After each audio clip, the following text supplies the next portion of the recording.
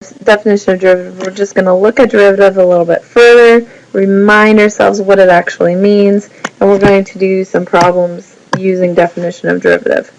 So in this first problem, it's asking me to find the equations of two tangent lines to the graph of f that pass through the indicated point. The indicated point that we're talking about is this 1, -3.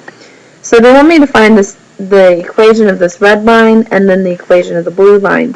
Well, in order to find any equation of any line, we need to have point-slope form or some equation of a line. I always like to use point-slope form. It's my favorite form. It's easy to work with. It's easy to plug things into. So what I'm going to do is, for the red line here, I'm going to start to plug in numbers. And the number I'm going to plug in is the x and y value. So I've got y minus, and then -3 makes it y plus 3 equals, we're going to fill this part in just a little bit, x minus 1.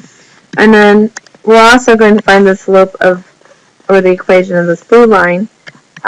We need a point. It's going to be the same point, but it's going to have a different slope. Obviously, when I look at this has a positive slope, and this one has a negative slope. What we need to do is find the slope of the tangent lines in general first. And you can do that using the definition of derivative. So I'm going to write down what the definition of derivative says again. As I said, you should have this memorized by now or on your way of memorizing it. What I'm going to do is I'm going to compute this limit, which will give me f prime of x, which is the slope of those tangent lines, the general form. I'm going to plug in x plus h. I'm going to have x plus h squared. And then minus my f of x is x squared all over h. So I end up getting x squared plus 2xh plus h squared minus x squared all over h. Those cancel. And then I can factor out my h. When I factor out my h, I get 2x plus h all over h. Those cancel. Plug that in, and I get my generic form of 2x. Now this is the derivative of f of x. In order to figure out these slopes, what we're going to do is use those x values. So over here on this one, m is going to equal 2 times the x value on the red line here is 3. So the slope of that red line is 6. And then on the blue line, we're going to use -1 because we want it to pass through that point. And we'll say it's 2 times -1, which is -2. So we have two different answers, and we have two different equations. Okay, in this next problem, the weird thing about this graph is that they actually give me g prime. They don't give me g. They're talking about g prime.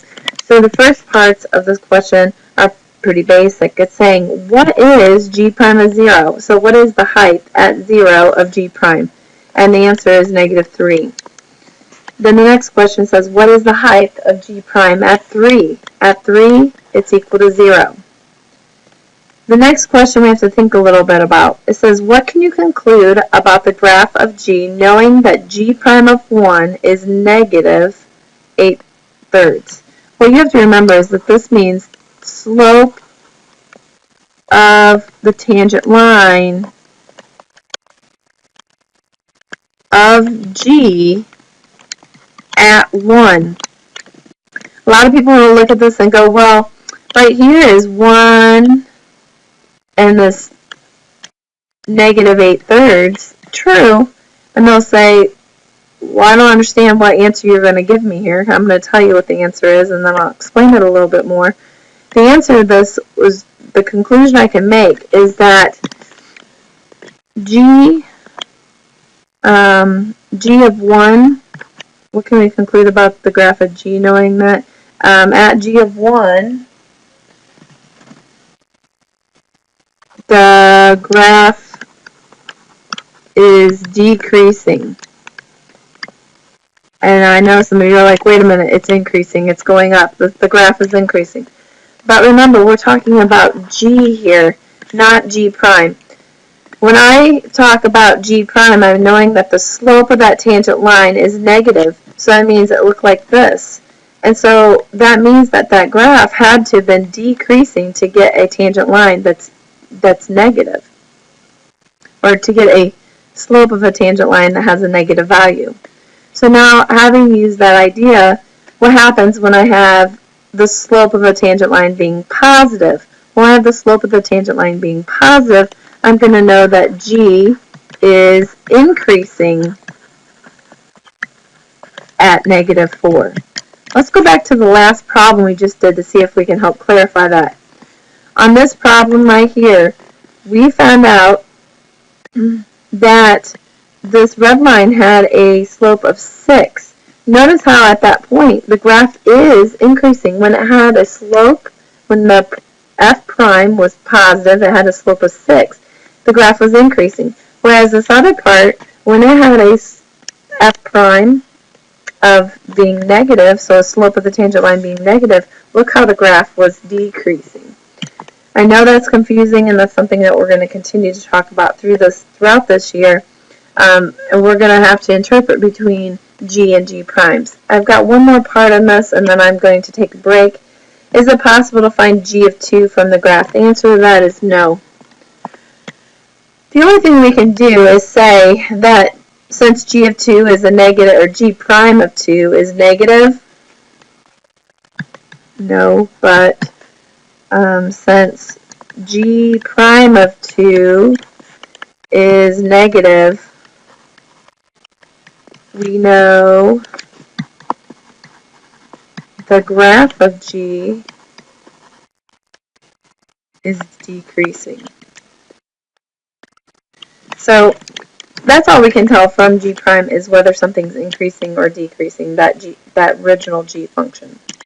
Alright, in the next problem we want to explore, it asks me to evaluate f of 2 and then to evaluate f of 2.1. And then we're going to use those results to approximate f prime. So I'm not actually going to find the exact value of f prime of 2. I'm going to use basically the slope of the secant line to be able to do that, approximation. So let's just go ahead and do this. F of 2 would be 1/4 times 2 cubed. Well, 1/4 times 8 is 2. So I know that f of 2 is 2. And then I'm going to plug in f of 2.1. And you may want to use your calculator to help you out with this, but it'd be 2.1 cubed divided by 4. And I'll just go ahead and tell you what that is. It is 2.31525. Now we're going to use those values to approximate f prime of 2. If you remember, f prime of 2 is going to be approximately equal to the slope of the secant line, which would be f of 2.1 minus f of 2 all over 2.1 minus 2. So that y minus y over x minus x, because what I really have here is an ordered pair, 2, 2. And over here I have an ordered pair of 2.1, 2.31525. And then what I'm doing is just finding the approximate slope. So I have found out that the function value at 2.1 is 2.31525 minus the function value at 2 is 2 all over, this would be when you subtract 0.1. So that means that this is approximately, when you do the computations, and I'm not using the calculator, I use the calculator to help myself out with this. You guys can take my word for it and then just check it on your calculator and see if you have any issues. So this would be the approximation of f prime of 2. I will go ahead and tell you that the exact value for f prime of 2 is 3. So what I just introduced to you is what we call the alternate form of derivative. It's a small portion. It's a small part of it. It goes along with it. It's not exactly what an alternate form of derivative is, but alternate form of derivative uses that same concept of y minus y over x minus x, but it actually allows you to find the exact answer because you are using the limit in front of here. It's just only finding it at one particular value. So say you only need to find the derivative at 2. Well, you could use this form instead of using the original one, which we did, let me pull one up here, back here where you could find the general form and use definition of derivative and then plug it back in.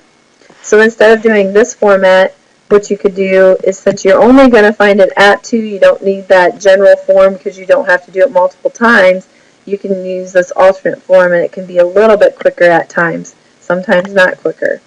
On this particular problem, it probably would be quicker because we'd have to put an x plus h quantity cubed, and that's going to take us a while. But either way works, but we're going to use alternate form for this particular problem. So alternate form says we're going to find the limit as x approaches c. Well, c in this problem is 2. So really what I'm actually asking myself is, what is f prime of 2? We're going to find the limit as x approaches 2 of f of x minus f of c, which is f of 2, all over x minus c, which is 2. What I end up having here on the top is I have this f of x, which is x cubed plus 6x, minus whatever I get when I plug in 2. So I'm going to plug in 2. I get 2 cubed plus 6 times 2. So that's 8 plus 12, which is 20. Now when I go to use direct substitution, it still doesn't work. So something's going to have to cancel here. So I'm going to hope that x minus 2 is a factor of this. So off to the side, I have to use my algebra 2, and I'm going to have to do a little long division. So I can do synthetic division or long division. I'm going to just go ahead and do long division for this problem. I prefer synthetic division. I'll be happy to go over that with you in class. Just ask me about it. Long division looks like this, where I have to say, well, what do I need to multiply x by to get x cubed? I'd say x squared, and then I'd multiply it through x squared times x is x cubed. X squared times 2 is negative 2x squared, minus, subtract all that stuff off, so 0 minus negative 2 is a positive 2x squared, plus 6x, bring down your next term. How many times what do I need to multiply x by to get a 2x squared? Well, I'd say a 2x. So 2x times x is 2x squared. 2x times 2 is a minus 4x. Subtract. 6 minus negative 4 is a positive 10x. Bring down your minus 20. What do you need to multiply x by to get 10x? Well, you'd say multiply by 10. So 10x, 10 times negative 2 is negative 20. And when you subtract that off, you get a remainder of 0. So it does, or it is, a factor. And so we can actually rewrite this as x minus 2 times x squared plus 2x plus 10 all over x minus 2. Then these cancel, and now I can use direct substitution. So when I plug in the 2, I get 2 squared plus 2 times 2 plus 10. So that gives me 4 plus 4 plus 10, which is the final answer of 18.